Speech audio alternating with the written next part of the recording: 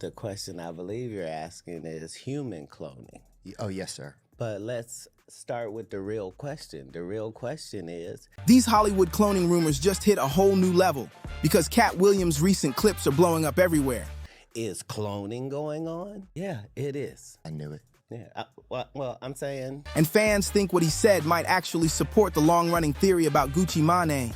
For years, people online have claimed the real Gucci allegedly didn't make it out of jail and that a replacement was rolled out instead so the truth would never surface. Let's just say animal cloning. Oh, right? yes. Let's start there. That's not a myth or... No, that's been known. That's not a conspiracy. There's still no hard proof of any of that, but longtime Gucci fans swear the version we see today has major differences, from his energy to his eyes to the way he moves on stage. If the rumors were true, nobody knows where the real Gucci would be, but the most dramatic corners of the internet insist he's being hidden to cover up whatever went down. And here's the twist. Katt Williams has been saying for years that the industry replaces difficult stars with controlled copies when things get out of hand. Even Gucci's ex-girlfriend, often cited online as Mac Breezy, said something similar long before any of this went viral, claiming she knows Gucci died in prison and was replaced while still locked up. According to her, when she saw him after release, he looked like Gucci, but didn't feel like him at all. She said the man walking around had no soul in his eyes, almost like a perfectly programmed version of who Gucci used to be. Right after that, the claims got even louder. Mickey, as fans refer to her in reposted clips, jumped in too, making her own allegations. She called out Gucci's wife, Keisha Kawir, accusing her of acting like some kind of handler. She went off, saying powerful industry people supposedly paid Keisha to keep Gucci calm and under control. Mickey even claimed Keisha had been trying to imitate her for years and chasing the spotlight nonstop. She didn't stop there either. She dragged Charlemagne, called him Charlemagne the Fraud, and said he and Jay-Z were tied to industry schemes. She brought up Wendy Williams and hinted Charlemagne was around when Wendy's life fell apart. Then she told everyone to bookmark her words, saying people had no idea who she really was, and demanded answers from the LAPD about her home allegedly being swatted with her child inside. All claims, all viral, all unproven, but gasoline for a rumor mill that never sleeps. If you're new here and want balanced breakdowns, claims versus receipts, hit subscribe so you don't miss the next chapter in this saga. For anyone wondering how Gucci supposedly got taken in the first place, fans point back to 2013, the year he completely spiraled on Twitter.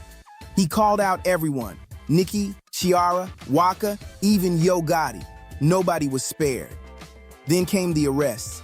First, he smashed a champagne bottle over a guy's head at a club in Atlanta. Not long after, he was locked up again for threatening people in traffic and trying to fight the officers who arrested him. He got 3 years, but served roughly 2 for good behavior. And it was during that time inside that everything started to shift. From a hospital bed, Gucci tweeted about battling addiction for more than a decade. He apologized to his family, friends, the industry, and fans, saying lean wrecked his life and memory, but he was determined to get help once he left prison. At that point, nobody was talking about clones. That only started when Gucci got out, and people saw how drastically he'd changed physically and mentally. The sudden weight loss, the calmness, the different energy. Fans couldn't tell whether it was growth or something else entirely. Then came the moment that sent the internet into overdrive. Rapper Hopsin posted a spoof video claiming he was literally playing Gucci's clone, saying agents contacted him, threatened his family, and made him wear a full Gucci bodysuit to cover up the real Gucci's supposed death in prison. It was satire, but the more it spread, the more it blurred lines for people who already believed something was off. Eventually, Gucci spoke on the clone talk, and his response only fueled debate. He said what people were calling a clone transformation was really him growing up. He had to shed old habits, shift his mindset, and cut off environments and people that weren't good for him. According to him, the weight loss, discipline, and calm energy weren't science fiction. They were sobriety, fitness, and maturity. Gucci said he loved the man he used to be, but he also loves who he's become. And that change is exactly what some folks online can't seem to wrap their heads around, even though to him it makes perfect sense. Now to Katt Williams. He never name-checked Gucci directly in the most shared interviews, but the timing had the internet doing math. Katt has talked about how Hollywood gets away with cloning rumors because most people don't even believe human cloning is possible. He argues that as long as the public thinks the tech doesn't exist, it's easy to hide things in plain sight. He said that if someone had access to a body with no consciousness, just a shell engineered to function, you could justify it under ideas like organ harvesting or medical advancement, and from there it gets murky. In a recent podcast appearance, he doubled down, saying cloning absolutely happens, starting with animals, and that it has allegedly been tested on humans over time. The theory, according to Katt's framing, is simple. If a celebrity becomes too difficult to control or goes too far off script, the industry removes them and replaces them with a version that's easier to manage. Again, his words, not proof. But that didn't stop fans from connecting the dots and pulling Gucci's name straight back into the conversation. If you appreciate the careful hedge coverage, not just hype, tap subscribe. We'll keep separating rumor from record. As always, the internet had questions. One person asked the obvious. Why would they go through the trouble of cloning him if he really died in prison? Why not just let it be? People pass away behind bars all the time. To them, he would have been another rapper gone too soon. What's the point of making a clone? Another user jumped in with a counter. The business angle. Gucci isn't just any artist. He's a brand, a pipeline, a kingmaker in Southern rap. A controlled version, they argued, would be far more profitable than an independent-minded one who kept getting into chaos. If someone could manage his image and behavior, they could keep making money indefinitely. That, to believers, is why a swap wouldn't be far-fetched. Someone else chimed in praising Katt Williams for being direct and forcing uncomfortable questions. In their view, Katt pushes the conversation away from PR and toward patterns, what always seems to happen when an artist becomes ungovernable. And if we're being fair, there is a non-paranormal pattern that also explains a lot. It's the classic industry machine arc, one Katt talks about, but you don't need sci-fi to see it. Step 1. An artist explodes, becomes culturally central, and starts printing money for a lot of people. Not just themselves, but managers, labels, promoters, media partners. Step 2. Turbulence. Substances, arrests, public blowups, lawsuits. Step 3. The rehab reset narrative. Sudden fitness, new discipline, new partner, a more professional team, a cleaner brand. Step 4. Tighter control. Calendar, interviews, topics, features, appearances, endorsements. Does that look like a clone? To skeptics, no. To believers, yes. Because in their eyes, the soul is what's missing, not the body. Here's another angle that fuels suspicion. Eyes and aura. Clone theory videos love slow-mo comparisons. They'll pause on blink speed, micro expressions, how wide the smile hits, the way a jaw flexes during interviews. They'll contrast 2012 Gucci in a chaotic radio freestyle with 2017 Gucci, seated upright, measured, media trained. To believers, that's copy energy.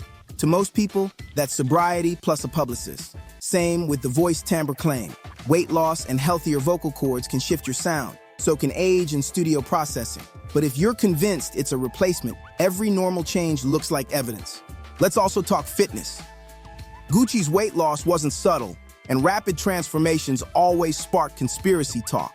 But diet, trainers, and sober sleep can carve a new face in a year. Prison routines often produce drastic change: calisthenics, cardio, reading, reflection. On the other side, money plus discipline equals results. Is it shocking that a man who publicly said lean wrecked his memory would show up leaner, clearer, more structured? Not really. Is it surprising that fans who bonded with the raw, volatile Gucci felt like the new vibe was off? Also not really. We grieve our favorite versions of artists. Sometimes the clone we're seeing is just a person who grew in a direction we didn't. So where does Katt fit in? He's become the internet's patron saint of say it out loud. When he says cloning is real and the industry is ruthless, the crowd hears permission to connect dots they were already drawing. And there's a reason Katt resonates.